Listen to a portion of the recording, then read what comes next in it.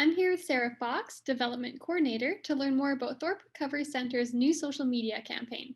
Thanks so much for joining us today. Thanks so much for having me. So, to start, for those who may not know, what is Thorpe Recovery Center and what services does it provide? So, we are a nonprofit addiction treatment center out here in Blackfoot.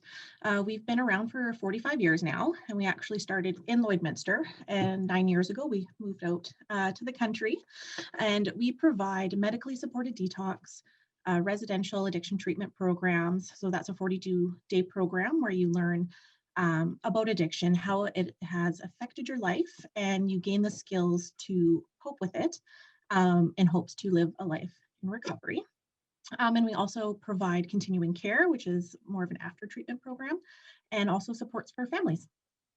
Perfect. For anyone who follows the center on Facebook or Instagram, they may have noticed the personification of couches, walls, cars, and other objects popping up in posts. Do you mind explaining what the new social media campaign is and what its goal is? Absolutely. Well, we kind of just wanted to have some fun and draw to light the many facets that go into operating our center.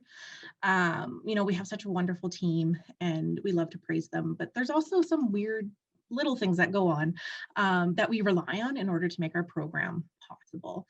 Our van, who's now dubbed Kara, who takes folks around, or this week it's our couches, that are getting a little worn and tired looking, and drawing to light that, we need to have safe places and comforting places for people to sit.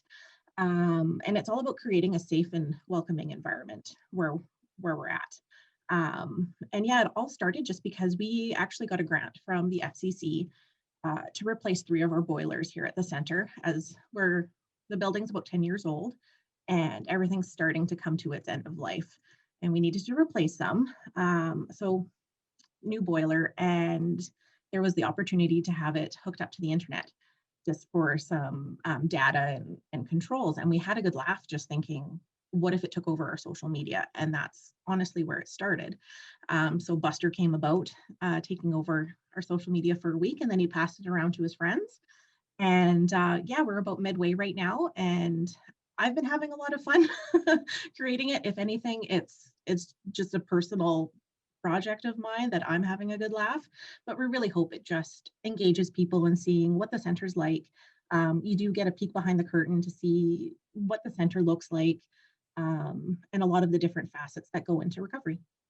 Perfect. COVID-19 has been a major hurdle this year, so I can only imagine the demand for the center's resources hasn't gone down at the very least. Can you talk a bit about how these numbers have changed and how that has affected costs associated with the center?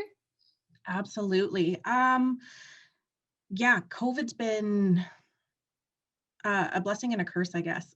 We did receive additional funding back last February to help more Albertans, which is wonderful. But then with COVID, people were apprehensive to come to treatment. So at the start of the pandemic, we had about 25 people on average in the center. Now that everyone's kind of getting into their own groove, we've doubled that, and we're over 50 people right now. And that's the most we've ever had, ever in this facility, which is amazing. So it's brought to light the need for mental health and addiction treatment.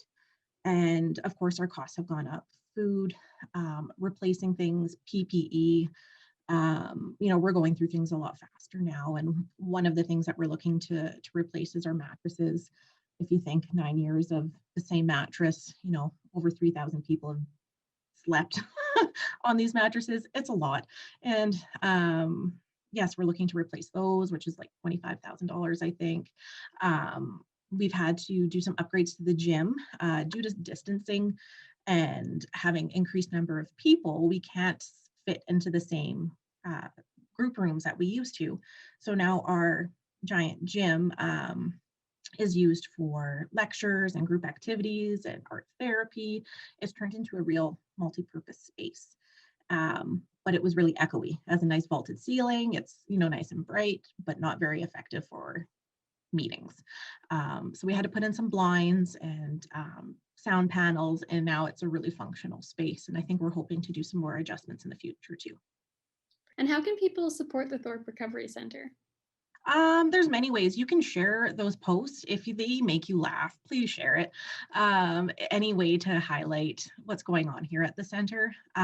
Or you can donate. You can visit our website, thorperecoverycenter.org/donate, and you can, you know, donate towards our capital expenses, or just area of greatest need is even great too. And we can make sure that we are continuing to help people and being able to replace some of the things that have been worn over the last 9 years and continue being a safe and warm environment. Well, thank you so much for taking the time today, Sarah. I appreciate it. Thank you so much, Becca.